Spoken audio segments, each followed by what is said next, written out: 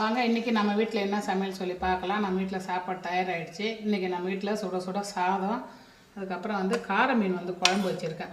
பூண்டு மிளகு சீரகம்லாம் அரைச்சி ஊற்றி கத்திரிக்காய் போட்டு வச்சுருக்கேன். அப்படியே தீச்ச மாதிரி வச்சுருக்கேன். சூப்பராக இருக்கும். பூண்டு மிளகு சீரகம் எல்லாம் வறுத்து அரைச்சி ஊற்றும் போது குழம்பு நல்லா டேஸ்ட்டாக இருக்கும்.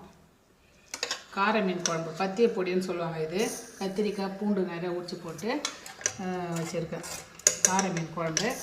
அப்புறம் இது வந்து பார்த்திங்கன்னா மீன் குழம்பு, மடவை மீன் குழம்பு, மாங்காய் போட்டு மடவை மீன் குழம்பு வச்சுருக்கேன்.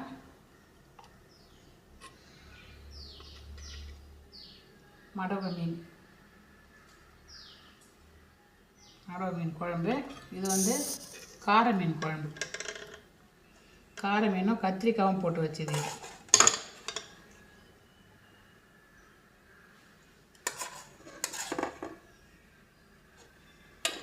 அப்புறம் வந்து அவிச்ச முட்டை.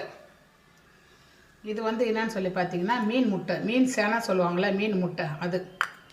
அவ்வளோதான் இன்றைக்கி நம்ம வீட்டு சாப்பாடு.